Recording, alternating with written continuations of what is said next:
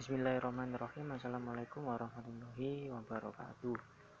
Perkenalkan, kami dari kelompok 4 yang beranggotakan pertama Mbak Mida Ainul Huroh, yang kedua Mbak Nur Fitria Rohmat, dan saya Muhammad Hudri Febriansyah. Di sini kami akan menerangkan tentang biaya relevan. Oke, yang pertama adalah pengertian dari biaya relevan itu sendiri. Menurut Mulyadi pada tahun 1992, biaya relevan adalah biaya masa yang akan datang yang dapat diperkirakan akan berbeda atau terpengaruh oleh suatu pengambilan keputusan pemilihan di antara berbagai macam alternatif. Oleh karena itu, biaya tersebut adalah biaya relevan dengan analisis yang dilakukan dalam pengambilan keputusan tersebut. Selanjutnya, menurut Supriyono tahun 1992, biaya relevan meliputi biaya yang akan terpengaruh oleh suatu pengambilan keputusan. Karena itu, biaya tersebut harus dipertimbangkan di dalam pengambilan keputusan tertentu. Selain itu, biaya relevan juga menurut Hansen dan Mowen pada tahun 2009 merupakan biaya masa depan yang berbeda pada setiap alternatif. Nah, karakteristik sendiri dari biaya relevan adalah biaya relevan merupakan biaya masa akan datang atau future cost, karena ia merupakan konsekuensi yang muncul dari alternatif yang sudah ditentukan. Selanjutnya ada konsep biaya relevan untuk berbagai pengambilan keputusan. Yang pertama ada biaya diferensial. Nah, biaya diferensial ini merupakan biaya yang berbeda pada setiap alternatif untuk pengambilan keputusan. Biaya diferensial dibandingkan dengan penghasilan diferensial itu menentukan besarnya laba diferensial. Selanjutnya ada biaya traceable. Di sini biaya traceable adalah biaya yang dapat diakui jejaknya atas dasar dari produk, pesanan, pusat biaya, departemen, atau divisi tertentu di dalam suatu perusahaan. Selanjutnya ada biaya kesempatan atau opportunity cost.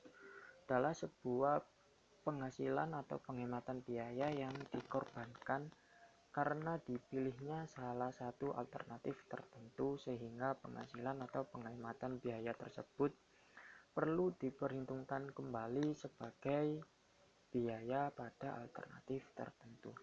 Selanjutnya ada biaya instrumental atau instrumental cost, di mana biaya-biaya yang ditambahkan atau biaya-biaya yang tidak akan dikorbankan apabila suatu alternatif tertentu tidak dipilih atau dilaksanakan. Jadi, apabila ada sebuah keputusan alternatif itu telah dipilih, jadi biaya-biaya yang sudah ditambahkan atau dikorbankan ini, biaya instrumental, tidak dipilih untuk dilaksanakan. Selanjutnya adalah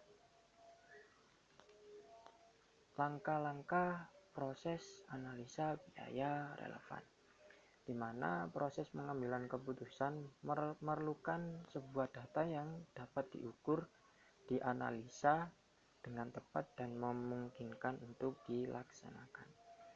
Dalam pengambilan keputusan, tidak ada aturan umum yang membedakan biaya ke dalam biaya relevan atau tidak relevan. Maka dari itu, untuk mengetahui mana yang merupakan biaya relevan, diperlukan analisis biaya yang meliputi langkah-langkah proses sebagai berikut. Yang pertama, menghimpun seluruh biaya yang berkaitan dengan masing-masing alternatif yang dipertimbangkan.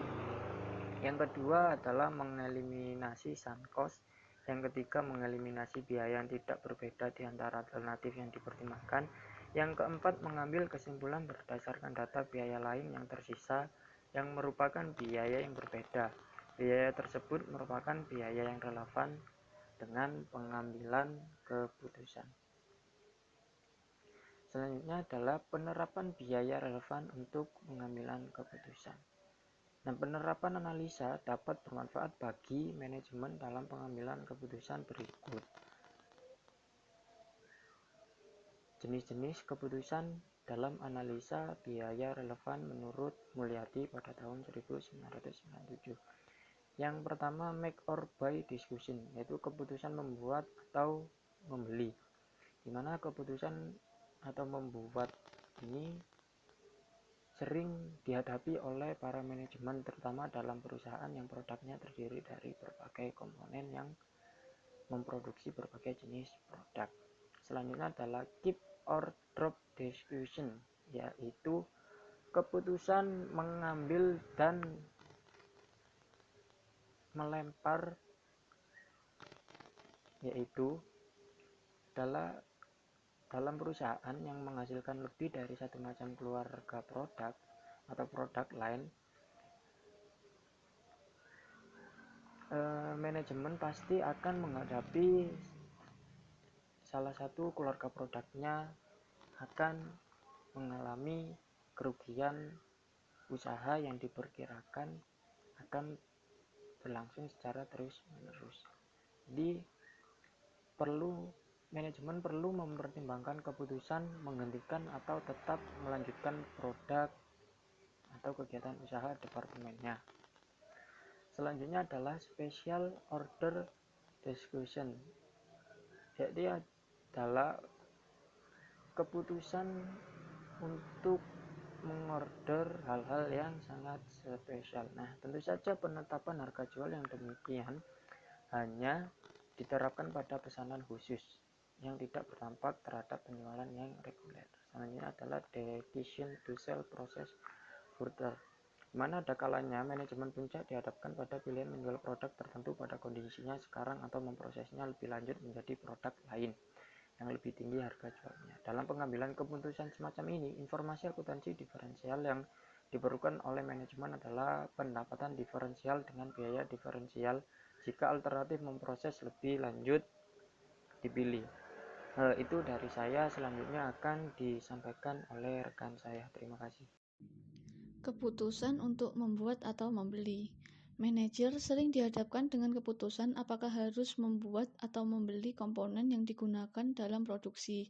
Sesungguhnya, manajemen harus mengevaluasi keputusan masa lalu yang berkaitan dengan produksi secara berkala. Kondisi-kondisi yang menjadi dasar pembuatan keputusan sebelumnya mungkin tidak berubah.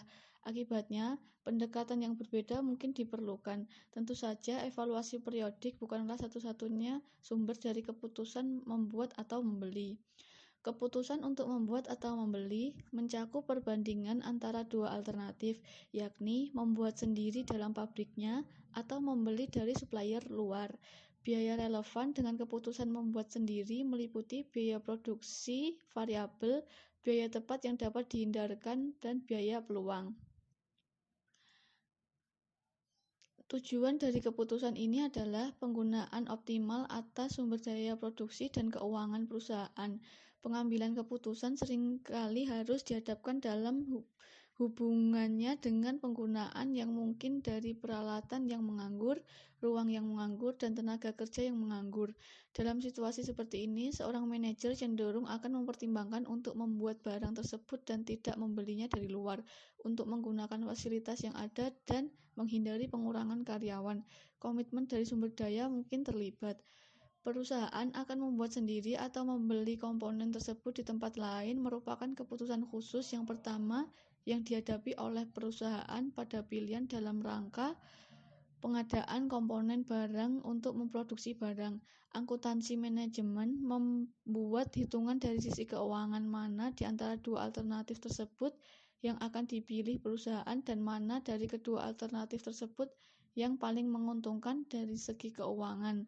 Keputusan membuat sendiri atau membeli memiliki dua tipe, yakni kondisi awal membuat sendiri dan B. Kondisi awal biasa membeli. Selanjutnya yaitu keputusan menjual atau memproses lanjut. Perusahaan manufaktur adalah perusahaan yang mempunyai kegiatan utama mengolah bahan baku menjadi produk selesai.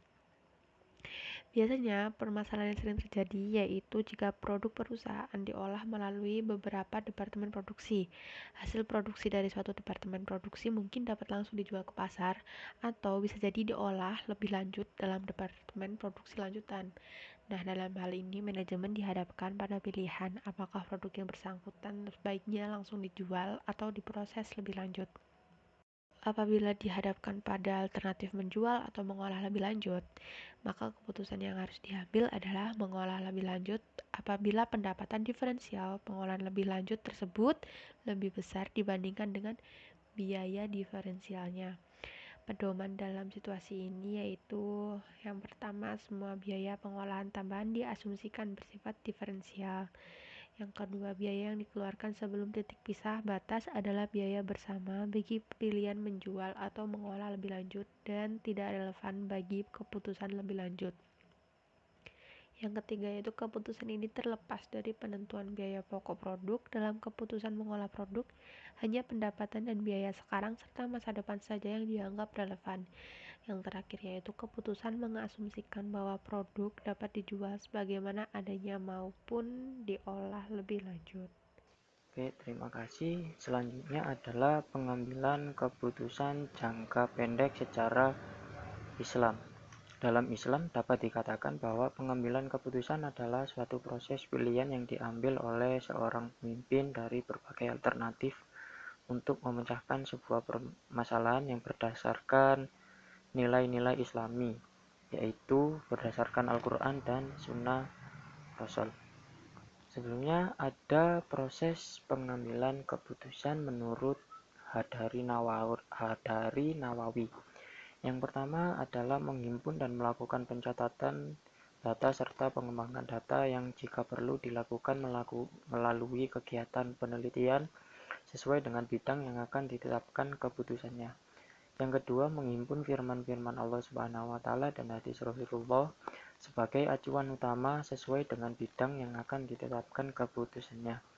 Yang ketiga, melakukan analisis data dengan merujuk pada firman-firman Allah Subhanahu wa taala dan hadis Rasulullah Shallallahu alaihi wasallam untuk memisahkan dan memilih mana yang relevan dan tidak relevan untuk diragai menjadi kebulatan.